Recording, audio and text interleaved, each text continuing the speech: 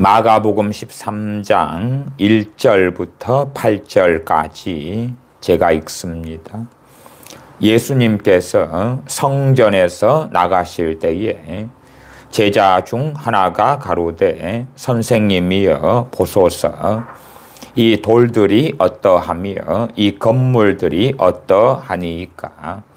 예수님께서 이르시되 너가 이 큰 건물들을 보느냐.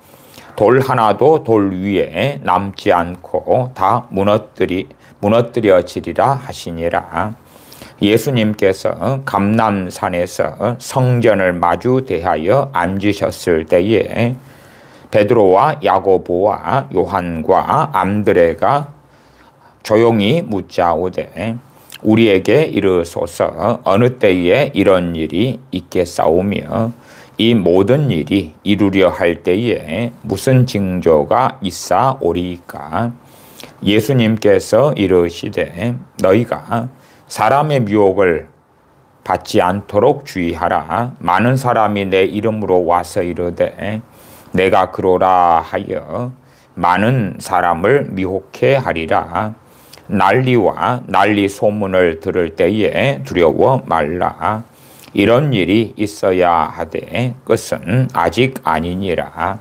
민족이 민족을 나라가 나라를 대적하여 일어나겠고 처처에 지진이 있으며 기근이 있으리니 이는 재난의 시작이니라.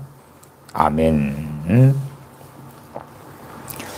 마가복음 13장에는 종말에 일어날 일, 또한 먼저 종말의 전체 사건 가운데 먼저 일어나게 되는 끔찍한 환란의 때가 유대 민족에게 닥치게 될 것을 주님 예언해 주십니다. 마가복음 13장 1절부터 보겠습니다. 예수님께서 성전에서 나가실 때에 제자 중 하나가 가로되 선생님이여 보소서 이 돌들이 어떠하며 이 건물들이 어떠하니까. 주님께 묻습니다. 주님께서 2절에 예수님께서 이르시되 너가 이 큰 건물들을 보느냐. 큰 건물들 얼마나 대단하고 놀랍습니까? 돌 하나도 돌 위에 남지 않고 다 무너뜨려지리라 하시니라. 돌 위에 돌 하나도 남지 않으면 그 파괴가 얼마나 심각한지 알 수가 있죠. 그냥 대충 무너지는 게 아니라는 걸 알 수가 있죠.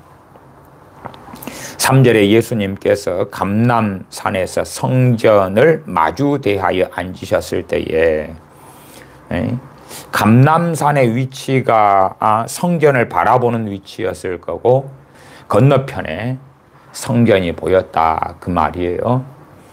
그래서 거기에서 성전을 바라보는 그 지점에 주님께서 앉으셨겠지요. 그럴 때에 베드로와 야고보와 요한과 안드레가 이 4명의 사도가 주님께 나와서 조용히 물었다 그럽니다.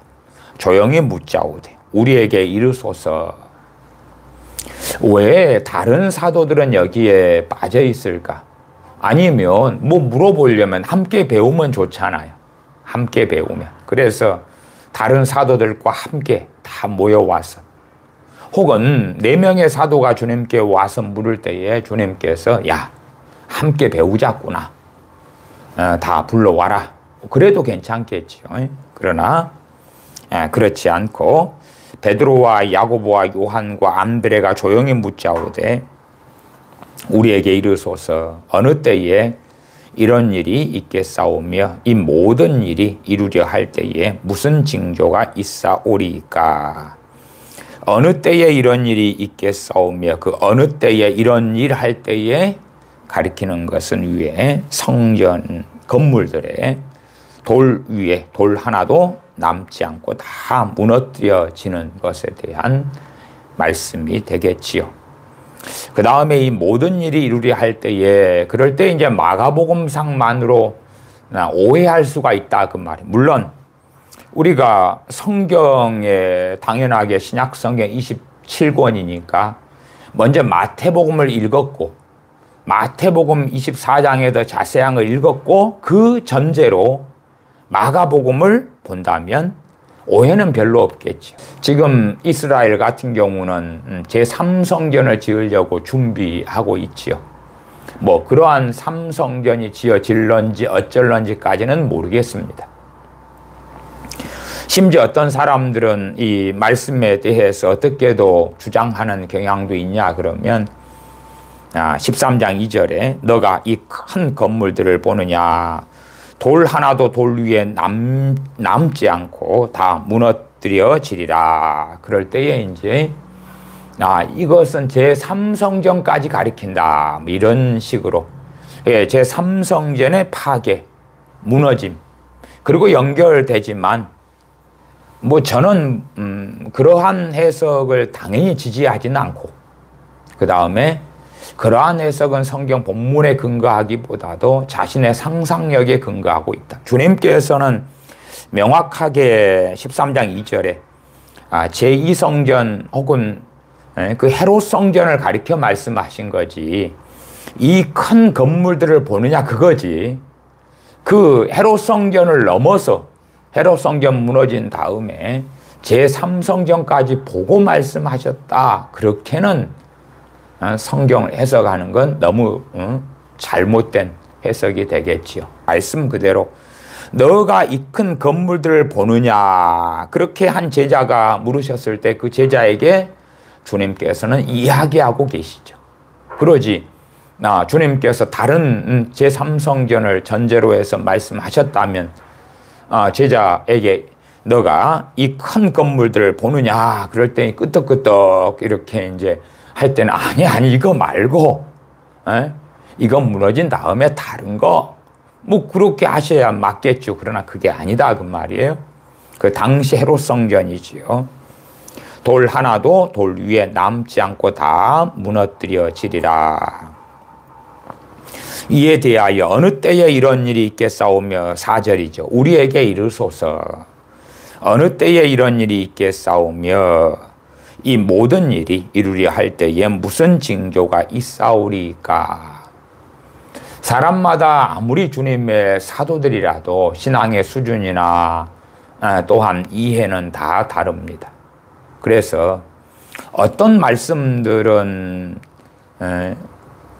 그 신앙의 수준에 이르지 않은 사람들이 듣고 알게 될 때에 플러스가 안 되고 마이너스가 될 때도 많습니다. 왜? 균형과 조화를 이루지 못하는 것이 문제가 되는 거지. 음식들도요. 어떠한 때에 먹는 음식은 도움이 되고요. 어떠한 때 먹는 음식은 도움이 안 되고 뭐 그러기도 합니다. 아무리 좋은 말씀이라도 그 사람이 감당하지 못하면 그러면 그것은 그 사람에게 해가 되죠. 참 조급한 사람이 신앙 성장에 있어서 이것저것 다 막 먹으면 급속도로 성장하는 줄 아는데 신앙 성장은 그렇게 일조일석에 되지 않습니다. 한편으로는 그래요. 성경 통독은 참 좋은 것입니다. 성경 읽기는 참 좋은 거예요. 그러나 이제 어떠한 시도들도 많이 있냐 그러면 성경 통독, 성경 읽기를 통하여 다른 걸 꿈꾸는 거예요. 마치 내가 창세기부터 요한계시록까지 부지런히 읽기 때문에 나는 마치 성경을 상당히 매우 많이 아는 자가 되고 성경 통독을 많이 했기 때문에 나는 영적으로 장성한 자가 되고 그런 착각 속에 이르는 그러한 믿는 사람들도 보게 되는 것은 놀라운 일이 아닙니다. 고린도전서 13장에 사도 바울이 말씀하지요. 그 사랑장에 내가 어렸을 때에는 말하는 것이 생각하는 것이 깨닫는 것이 어린아이와 같다가 장성한 자가 되어서는 어린아이의 일을 버렸노라. 그러나 내가 어린아이인데 부지런히 많이만 먹으면 내가 5살인데도 1년 동안 부지런히 많이 먹으면 20살, 30살, 40살이 될 것처럼 착각하는 망상에 있는 것처럼. 그래서 내가 영적인 어린아이 때 깨닫는 것이 이 깨달음이 왔기 때문에 나는 대단한 믿음에 탁월한 사람이 되었거니 착각할 때가 많습니다만은 그 신앙 수준에 맞는 깨달음이다 그 말이. 그때는 그 깨달음이 맞는 거예요. 5살짜리가 자동차에 대하여 알면 5살만큼만 알면 되는 거예요. 5살만큼만. 그러나 그 5살짜리가 장성해서 20살 대학생이 되고 그 다음에 대학교를 다니면서 대학교의 과가 자동차과다. 그러면은 그 대학생에 맞는 자동차에 대한 지식을 얻고 획득해야 되지. 그냥 잠깐의 시간 동안에 신앙이 급속도로 성장하기를 바라고 꿈꾸는 사람들이 엉뚱한 곳으로 달려가는 일들은 많습니다. 뭐 한순간에 어떤 은혜를 받기도 하죠. 그러면서 은혜를 받으면은 사실은 주님과 굉장히 친밀하게끔 느껴질 거 아니에요? 주님과 동행하는 것처럼 착각도 되고, 가까운 것처럼 주님께서 나와 함께 하시고, 그러한 주님의 임재를 체험할 수도 있습니다. 그러나 거기에서 또한 상당한 망상도 가지고 올 수도 있다. 주님께서 말세에 대한 것, 종말에 대한 것, 4명의 사도가 물으러 오셨을 때 주님께서 말씀해 주시는 것이 마가복음 이 13장의 맥락에 나와 있죠. 계속 이어져 갑니다만은 마가복음 상으로는 오늘은 13장 8절까지입니다. 다른 사도들은 어떻게 할까? 물론 그들마다 다 신앙의 수준이 다릅니다. 사도들이 다 같은 신앙의 수준, 같은 이해, 같은 깨달음은 전혀 아니지요. 어릴수록, 영적으로 어릴수록 좌로우로 치우치는 것은 너무나 쉽고 빠릅니다. 그래서 우리 믿는 사람들은 꼭 그래도 이 보편적 상식을 꼭 가져야 됩니다. 보편적 상식. 보편적 상식을 안 가지면, 그 다음 보편적 상식도 세상의 상식을 넘어서서 성경 66권 상에서 말씀하시는 말씀에 상당한 기반이 되는 상식이 있어요. 말씀에 상당한 기반이 되는 상식. 그래도 요즘에 대형교회 목사님들이요, 매주 목요일 날 되시면 국회의사당 앞에 가서 그 1인 시위를 합니다. 1시간씩 피켓을 들고 이제 1인 시위를 합니다. 릴레이로. 참 좋은 일입니다. 그래서 이번 주도 목요일 날 그렇게 릴레이 1인 시위를 또 하셨고요. 그건 참 귀한 일이에요. 대형교회 목사님들이 점점 한 명씩, 그래서 어떤 1인 시위냐 그러면 차별금지법 반대를 위한 1인 시위를 하고 있습니다. 그런 건 참 귀하고 좋아요. 신앙이 성숙하고 성장한 사람들, 그런 사람들의 특징 중에 하나는 그렇게 말씀드려요. 성경 66권에 입각한 그러한 상식을 가지고 있다. 그러나 하나님의 말씀도 단지 상식만으로 절대 재단하고 알 수가 없죠. 그게 제가 일반 세상 상식을 이야기한 게 아니고 하나님 말씀에 입각한 상식을 말씀하는 것입니다. 지구는 소위 몇백만 년 전에 만들어졌다, 이런 진화, 이런 세상 상식이겠지만 틀린 거잖아요. 그 다음에 차별금지법 반대하는 것은 한 걸음 더 나아가면 동성애는 잘못된 것이고 죄악이다, 그거지요. 동성애자 옹호 법안이다, 그 말이에요. 하나님의 말씀 기준으로는 여자는 여자고 남자는 남자고, 하나님께서 남자는 남자로 창조하셨고 여자는 여자로 창조하셨다, 상식이에요. 그러나 서구 유럽의 동성애를 찬성하고 차별금지법 같은 것이 시행되는 상당한 나라들 입장에서의 상식은 뭐예요? 남자가 남자로 더불어 부부가 될 수 있다, 여자가 여자로 더불어 부부가 될 수 있다, 그런 비성경적인 상식이잖아요. 그건 잘못된 것이에요. 잘못된 것. 그러니까 말씀에 입각한 상식, 그 기반 위에서 더 깊은 진리의 말씀들을 세워가야 된다. 그러나 그럼에도 이제 세상에 상당한 상식을 가진 사람들은 말씀에 입각한 상식들을 아직 배우지는 못했다 할지라도 그래도 상당한 공통점을 발견하게 되어지죠. 세상에 상식이 있다 하는 것을 저는 그렇게 다른 말씀으로 표현하겠습니다. 세상에 총명이 있다. 명철이 있는 사람이다. 그래도 일반적인 의미라도 지혜를 가지고 있는 사람이다. 그래서 마치 율법이 없었어도 그 사람이 양심을 가진 사람이면 그 양심이 무슨 기능을 해요? 율법의 기능을 한다고 말씀하죠. 그렇기 때문에 양심을 통하 율법의 기능을 해서 죄를 깨닫게 되고 우리 주님을 찾고 주님께 나오게 되는 거죠. 그러나 이런 일반적인 인간으로서의 기본적인 양심을 형성한다. 저는 그 기반이 되는 것이 정상적인 상식이다. 총명이다. 지각이다. 그렇게도 말씀을 드려왔어요.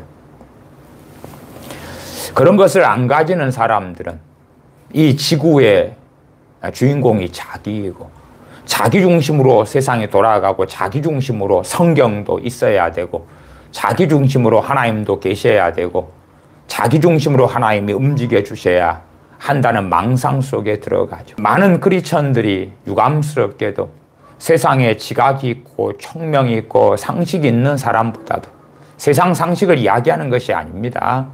뭐 컴퓨터, 인터넷, 세상 경제, 세상 역사 그런 걸 이야기하는 게 아닙니다. 하나님의 말씀에 기반한 상식력, 하나님의 말씀에 기반한 상식 그런 것을 가지지 못하는 그러한 믿는 사람들이 많아요. 그런 사람들은 뭔가를 하나 깨닫고 배우면 그러면 좌로 우로 치우치지 말라 하셨지만 극단으로 달려갑니다.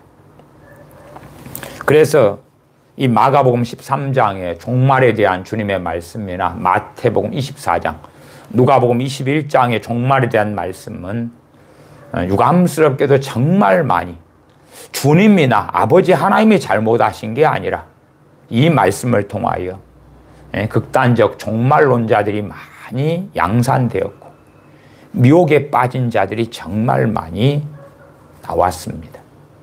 역사적으로 그렇게 해왔고 앞으로도 그럴 것입니다. 이 마가복음 13장이나 마태복음 24장 등을 통하여 어떠한 목사들이 가르치고 설교할 때에 많은 사람들은 속아 넘어갈 것이고 미혹될 것이고 잘못되겠죠. 그래서 앞에도 제3성전 이야기를 얼핏 했습니다만은 마치 그런 말씀에 대한 이야기인 양 오도하고 또한 호도했을 때에 사람들은 속아 넘어가고 미혹당하고 얼마든지 그런 자들도 많을 거라 그 말이에요. 계속 보겠습니다. 13장 4절입니다. 일단은 마가복음의 얼마를 살펴보고 마태복음으로 넘어가려 합니다. 13장 4절 우리에게 이르소서 어느 때에 이런 일이 있겠사오며 이 모든 일이 이루리 할 때에 무슨 징조가 있사오리이까. 이 모든 일 그러니 종말까지 포함한 일입니다만은 이제 마가복음만 보았을 때는 읽다가 착각하고 오해할 수 있다 그 말이에요. 그리 되면은 이제 이 본래가 성경의 본문보다도 이 사람들은 뭘 더 많이 기억하냐 그러면 경향성이 그래요. 그런 일이 자주 일어난다 그 말. 성경을 보다가 자기가 그 성경을 통해 이해하고 생각하고 해석한 것을 더 많이 기억합니다. 우리가 학생이 공부하면서 어느 교과서를 쭉 쓱쓱 지나가고 보면서 그 교과서를 자기 나름대로 이해를 했을 때 교과서의 내용이 남아요. 틀리거나 맞거나. 그러나 교과서의 내용을 이해하지 않았을 때는 교과서의 내용이 안 남아요. 그러니까 우리도 성경을 볼 때에 그 비슷한 일이 벌어집니다. 성경 읽는데 내가 이해하지 않았을 때에 내용이 별로 남지를 않아요. 틀리든지 맞든지. 그 다음에 이제 이해를 했는데 잘못된 이해를 했을 때에 그 성경의 내용이 왜곡되게 남습니다. 간혹 우리가 성경 낭독 테이프 혹은 유튜브 상에 있는 많은 성경 낭독하는 그러한 영상들을 사용하는 것 나쁘지 않습니다. 저는 좋고 가치 있다. 그러나 이제 그냥 쓱쓱쓱 지나가잖아요. 그러면은 요한복음 1장부터 마지막 장까지 낭독, 또 빠른 속도로 낭독 그러면 나름 만족감이 있죠. 그러나 내가 이해할 시간이 있어요, 없어요? 없잖아요. 이해할 시간이 없어요. 쓱쓱 지나가죠. 네? 그렇기 때문에 내게 내용은 별로 안 남아요. 안 남아. 네? 남을 시간이 없잖아요. 왜? 그걸 가지고 내가 묵상하거나 생각을 하면 그 다음 내용이 다 지나가잖아요. 5절 예수님께서 이르시되 너희가 사람의 미혹을 받지 않도록 주의하라. 많은 사람이 내 이름으로 와서 이르되 내가 그로라 하여 많은 사람을 미혹해 하리라. 그다음 6절 많은 사람이 내 이름으로 와서 이르되 내가 그로라 나는 그리스도라. 그러면 첫 번째 이 사건이 일어났었습니다. 그 다음에 지금도 일어나고 있습니다. 제가 그 부분을 주석으로 읽어 드리려고 칼빈 주석을 제가 가지고 와서 옆에 놔뒀습니다. 이제 주님께서 부활 승천하신 다음에 여전히 유대인들의 대다수는 주님을 메시아로 받아들이지 않지요. 인정하지 않죠. 그러나 당시에는 메시아를 기다리는 그 마음이 굉장히 많이 일어났었어요. 유대인들에게. 그러니까 주님께서 고난당하시고 부활 승천하신 다음에도 대부분의 유대인들은 주님이 아닌 다른 메시아를 기다리고 있었어요. 그래서 어떤 일이 벌어졌냐 그러면 역사적으로 첫째는 이 사건이 성취가 된 거예요. 많은 사람이 내가 그로라, 나는 그리스도다 그렇게 했어요. 당시에. 그래서 많은 사람들이 미혹되었습니다. 그 다음에 이제 단지 그걸로만 끝났다. 그런 건 아니겠으나 그러나 제가 말씀드리려 하는 요지는 뭐냐 그러면 주님께서 재림하실 요건이 그 말씀상으로 많은 사람이 와서 나는 그리스도라 하고 미혹하게 되는 그 사건은 충족되었다. 그 말씀을 드리려고 하는 거예요. 그러니까 우리가 지금 볼 때에 우리 대한민국에도 지금도 나는 내가 예수다 이렇게 주장하는 그런 자들이 최소 수십 명이 넘습니다.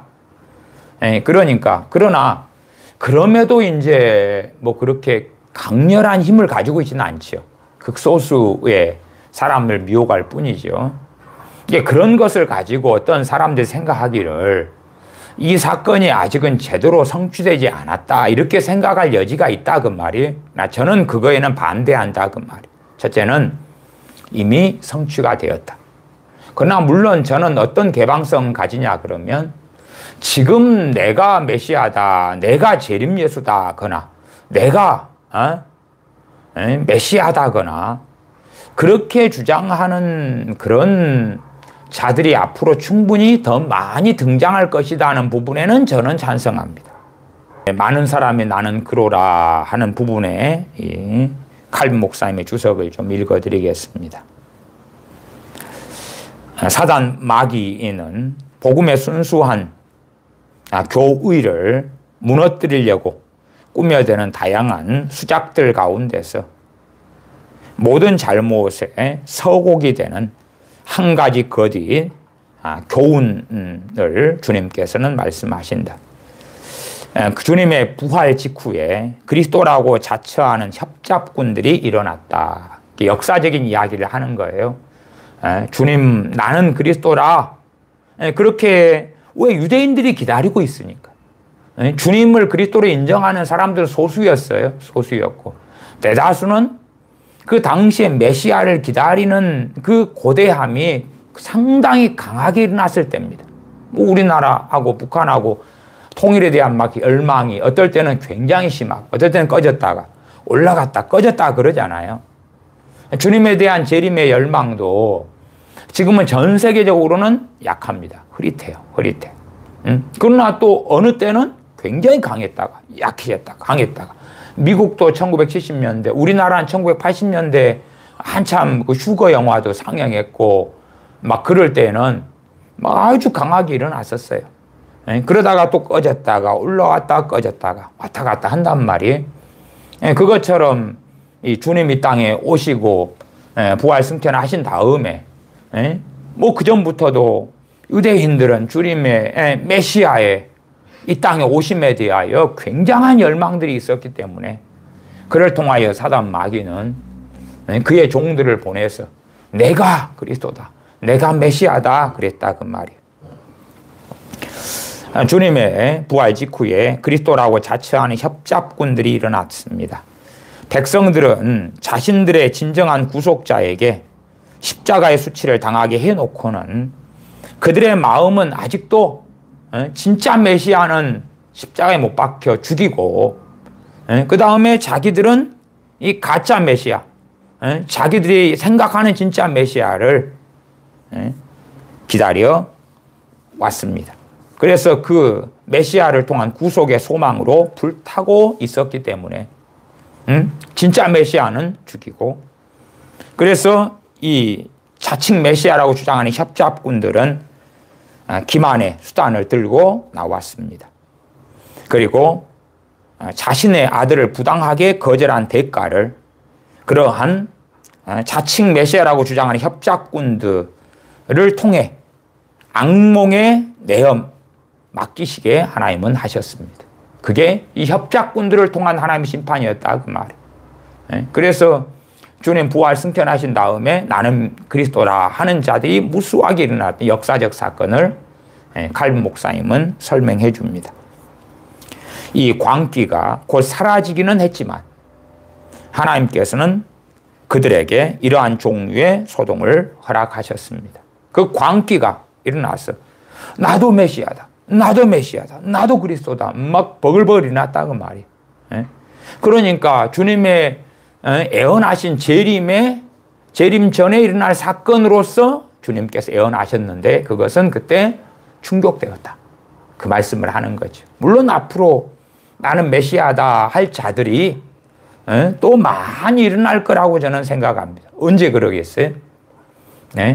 사람들의 막 재림에 대한 욕망이, 욕구가, 바람이, 소망이 다시 분위기가 마치 과거에 이장님파가 1992년에 일어나서 막 재림에 대한 열망과 기대감이 쑥 올라갔던 것처럼 비정상적으로. 그러니까 우리가 주님의 재림을 갈망하는 재림신앙은 너무나 중요한 거예요. 그러나 정상적으로 말씀에 기반해서 상식적으로 또한 항상 말씀드린 겁니다만 우리는 천년만년 살지를 못해요. 천년만년 살지 못해요. 주님께서 가까이 오시든지 더 늦게 오시든지 간에 우리는 우리의 죽음에 대하여 준비해야 되죠. 준비해야 돼. 그들이 마치 풍랑 속에서처럼 이리저리 부딪히는 것은 당연했습니다. 그 유대인들이 그랬죠. 주님을 십자가에 죽이고 주님을 믿지 않은 그 유대인들이 나는 그리스도라 하는 협잡꾼들에게 속아 넘어가는 그러한 것은 당연했습니다. 올바른 신앙으로 하나님께 순종하는 자들보다 이처럼 어리석은 것에 휘말려드는 자들의 숫자가 더 많게 된 것도 하나님의 동일한 진노에 의한 것이었습니다. 그리스도께서 이러한 상황을 언급하시는 것은 신실한 자들이 숱한 무리의 광인들을 보고 낙심하는 것을 막으려는 뜻에서였습니다.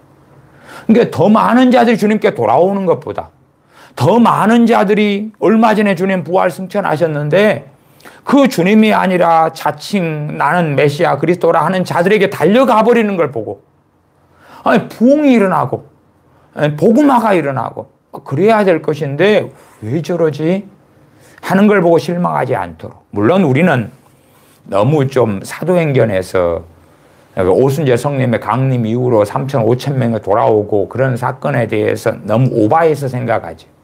오바해서.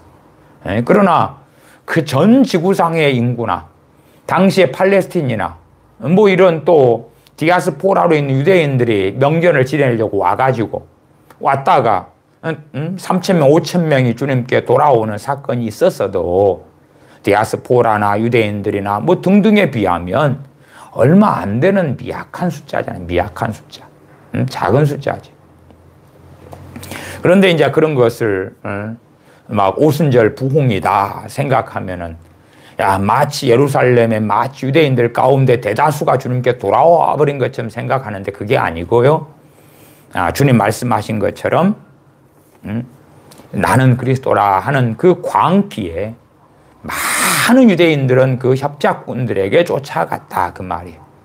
그것이 주님 승천하신 다음에 얼마 후부터 일어났던 그 광기들인데 그 역사적인 사건들은 성경에는 기록되어져 있지 않습니다. 그건 진리의 부분이 아니기 때문에 굳이 믿는 사람들이 알아야 될 게 아니기 때문에 그러나 주님께서는 이미 그걸 예언하셨고 말씀하셨으니 최소한 이러한 주석을 통해서 제가 역사적으로 그 사건이 일어났었다. 그러나 물론 충분히 앞으로도 더 이미 성취되었지만 그러나 또한 더 중복적으로도 성취될 여지는 저는 많다. 그렇게 이제 개인적으로 말씀드린다. 그러나 이미 이 부분, 주님 말씀하신 부분까지의 재림의 요건은 충족되었다.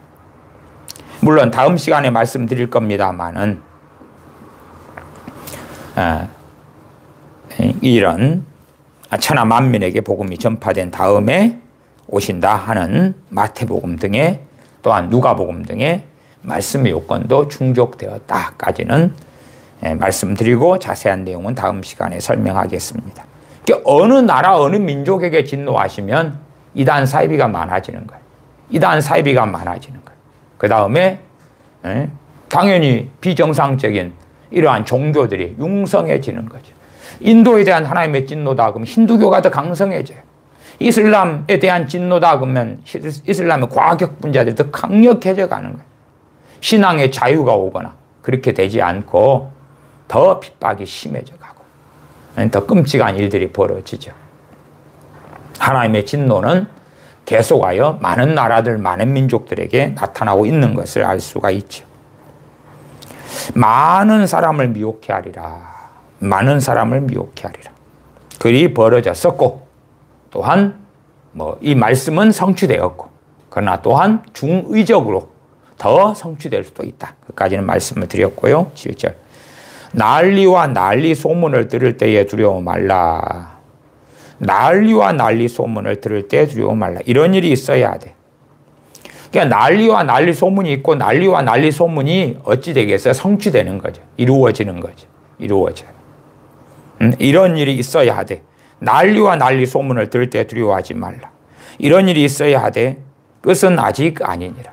13장 7절에 난리와 난리 소문을 들을 때 두려워하지 말아라. 두려워하지 말란 이야기가 저는 성도의 휴거를 믿고 또 그 부분에서도 최근에도 설교를 또 했습니다. 그지 우리 예수님 믿는 사람들이 신실하게 주님 믿는 사람들이 이야기하는 거예요. 라우디가 교인처럼 아니면 자기 옷을 지키지 못하고 벌거벗은 사람처럼 그렇게 있는 사람들이 이야기하는 게 아니고 깨어있는 사람들. 깨어있는 사람들에게는 주님께서 도적같이 오지 않으실 거다고 말씀하셨죠. 깨어있는 사람들은 말씀 그대로 두려워 말라. 두려워 말라. 왜 두려워 말라고 왜 두려워하지 말라고 말씀하냐 그러면 최소한은 8절은 겪지 않을 테니까. 8절 이하지요. 8절. 먼저는 8절이 중심이 되는 건데 8절 읽습니다. 민족이 민족을 나라가 나라를 대적하여 일어나겠고 처처에 지진이 있으며 기근이 있으리니 이는 재난의 시작이니라. 저는 이 재난의 시작을 대환란의 시작이다. 민족이 민족을 나라가 나라를 대적하여 일어나겠고 그러면은 민족이 민족을 계시록 6장을 좀 볼까요? 계시록 6장. 6장하고 이 장을 좀 비교를 하겠습니다. 6장을 비교하죠. 어떤 분들의 해석은 그런 사람들이 있어요. 순서로 봐서 제가 앞에도 설명드렸습니다만은 그러나 이제 요한계시 6장의 첫째 인이지요. 첫째 인을 6장 2절에 내가 이에 보니 신말이 있는데 그 탄자가 활을 가졌고 면류관을 받고 나가서 이기고 또 이기려고 하더라. 언제 이런 일이 벌어집니까? 6장 1절에 내가 보매 어린 양 7인 중에 하나를 떼시는 그때에 7이나 하나 뗄 때에 벌어지는 것이에요. 그래서 어떤 사람들은 이것을 많은 사람이 미혹해하는 이 사건, 이 신말 탄자를 적그리스도라 혹은 미혹하는 자라, 미혹하는 전 세계적인 사건으로 이렇게 해석하는 사람들이 굉장히 많습니다. 그러나 이제 저는 그렇지 않다고 보는 입장이 6장 2절에 보시면은 내가 이에 보니 신말이 있는데 그 탄자가 활을 가졌고 면류관을 받고 나갔어. 누구한테 받아요? 예? 이건 하나님께로부터 받고 나가죠. 마귀로부터 받고 나가는 게 아니고. 예? 그렇기 때문에 저는 적그리스도나 미혹하는 자라고 보지 않는다 그 말이에요. 예? 그 다음에 이제 나가서 이기고 또 이기려고 하더라. 면류관을 받고 나가니까요. 다 그 밑에 붉은 말도 마귀로부터 오는 게 아니에요. 하나님의 진노로부터 주님께서 인을 떼실 때에 벌어지는 일이에요. 6장 3절, 계시록 6장 3절에 둘째 인을 떼실 때에 내가 들으니 둘째 생물이 말해도 오라 하더니 이에 붉은 다른 말이 나오더라. 오라. 그리고 6장 1절도 오라. 내 생물 중 하나가 우레 소리같이 말해도 오라. 이렇게. 그렇게 되죠. 그지 계시록에 나오는 첫째 짐승 또 둘째 짐승 그렇게 튀어나오는 그러한 적그리스도가 아니다 그 말이에요. 4절 이에 붉은 다른 말이 나오더라. 그 탄자가 허락을 받아. 적그리스도가 막 나와서 마귀가 막 하나님께 허락을 받아가지고 그렇게 하면 좀 너무 심하게 가는 거겠죠. 허락을 받아 땅에서 화평을 제하여 버리며 서로 죽이게 하고 또 큰 칼을 받았더라. 그래서 저는 계시록 6장 3절 4절이 이 마태복음 24장 7절 민족이 민족을 나라를 대적하여 일어나겠고 실절 상반절 둘째 인으로 보고요. 그 다음에 처처의 기근과 지진이 있으리니 이 모든 것이 재난의 시작이니라. 그러면은 이 6장 계시록 6장 5절로 가면 셋째 인을 떼실 때에 내가 들으니 셋째 생물이 말하되 오라 하기로 내가 보니 검은 말이 나오는데 그 탄자가 손에 저울을 가졌더라. 내가 내 생물 사이로서 나는 뜻하는 음성을 들으니 가로되 한 데나리온의 밀 한 대요 한 데나리온의 보리 석 대로다. 이게 하루 내내 노동하고 돈을 벌어서 또한 뭐 너무나 경기가 어렵고 너무나 기근이 들고 그럴 때는 일자리도 별로 못 구하죠. 어쩌다가 하루 일을 구했는데 그걸로 버는 돈이 밀 한 대고 그걸로 버는 돈이 보리 석 대. 다 그만큼 경제적으로 너무 힘드는 소위 농사가 어려운 기근의 때 전 세계적인 소위 이상기후 속에서 나타나는 그런 때를 보내겠죠.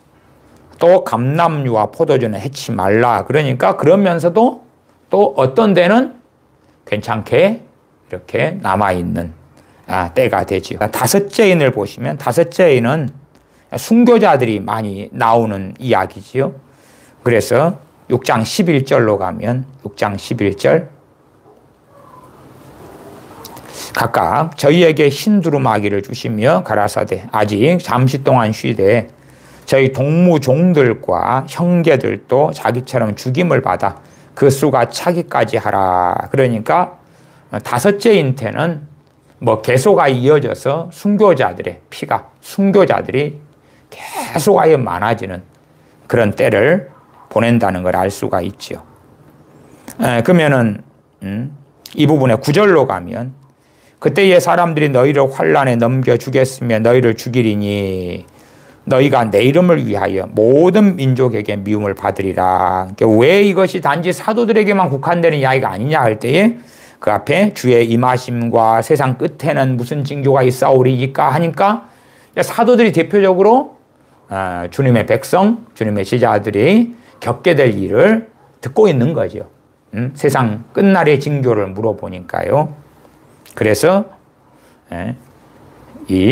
순교자들이 계속 이어지는 무수한 시대. 그렇기 때문에 다섯째 임까지 갈 때는 정말 로마의 네로 황제 때에 벌어진 일들처럼 많은 기독교인들을 잡아 죽이게 되는 그러한 끔찍한 일들이 더 전 세계적으로 강렬하게 일어나는 일이 있을 것이다 하는 것을 생각해 볼 수가 있습니다.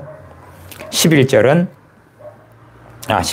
그때에 많은 사람이 시험에 빠져 서로 잡아주고 서로 미워하겠으며 거짓 선지자가 많이 일어나 많은 사람을 미혹하게 하겠으며 불법이 성함으로 많은 사람의 사랑이 식어지리라.